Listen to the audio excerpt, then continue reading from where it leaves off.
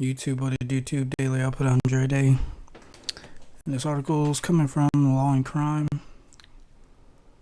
And I don't know if y'all are familiar with this show. Everybody Hates Chris, but I forgot the character's name in it. But the guy that lived below Chris and his family that ran a funeral home is one of his favorite.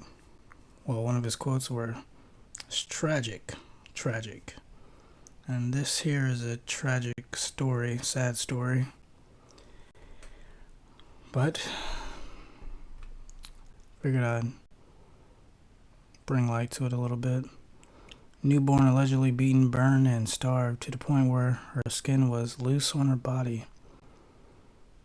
And I'm assuming these are her parents.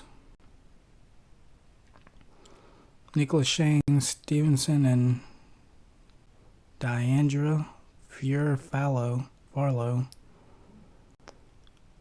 a 34-year-old man and a 29-year-old woman in North Carolina, are facing possible life sentences for allegedly killing their newborn daughter through severe physical abuse, malnourishment, and untreated pneumonia. Nicholas and Deandra are both behind bars on charges of first-degree murder and intentional child abuse resulting in serious bodily harm and the death of Riley Lachey Hannah Stevenson. Deputies with the Buncombe County Sheriff's Department and Emergency Medical Services personnel at 2:30 p.m. on Tuesday, June 28, 2022, responded to a 911 call at a residence located in the 100 block of Four-Wheel Drive in Candler, North Carolina, according to a report from Asheville ABC affiliate WLOS. The home was about 130 miles west of Charlotte, North Carolina. The caller later identified Fier Farlow, reportedly told the emergency dispatcher that her 2-month-old daughter was unresponsive in her crib.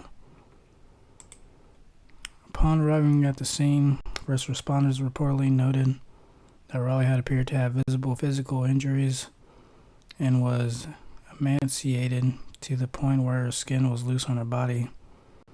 A warrant obtained by the station stated injuries include apparent bruising and burns to the infant's face. Medics rushed Riley to the Mission Hospital on Baltimore Avenue for treatment. Unfortunately, she succumbed to her injuries and was pronounced dead later that evening. Doctors reportedly told investigators that the infant had about 5 separate burn marks covering the back of her head and face. Other injuries included a fracture to her left collarbone, multiple broken ribs, a fractured arm, dehydration. The Asheville Citizen-Times reported in a subsequent interview with investigators, Fier Farlow reportedly claimed that the bruising was a result of Riley being in a bathtub about 2 weeks prior and striking her head on a faucet. She suffered the burns when she and Stevenson tried to treat the injury with a hot cold pack per warrant. Then they attempted to treat the injuries with Neosporin, authorities reportedly wrote. A couple days later, while she was applying the ointment, Riley grabbed a Neosporin cap, placed it in her mouth, and started choking. Miss Fier Farlow was able to retrieve the cap, and Riley started breathing normally. However, in recently filed court documents obtained by the Citizen-Times, Farlow later allegedly told investigators that Riley's injuries were the result of physical abuse at the hands of Stevenson. She reportedly claimed that he dangled the infant by her feet several times and shook her until she cried. She also allegedly stated that she had seen Stevenson choking the victim child, at least once. An autopsy report issued in December 22, a medical examiner wrote that despite Riley being extremely underweight and suffering from florid pneumonia, she had no medication and almost no nourishment in her system at the time of her death. I'm not going to continue on with this article because it's horrible, despicable, and I think North Carolina has the firing squad. Well, maybe I think I overheard one of their state representatives talking about bringing back the fire squad. Or was that Tennessee?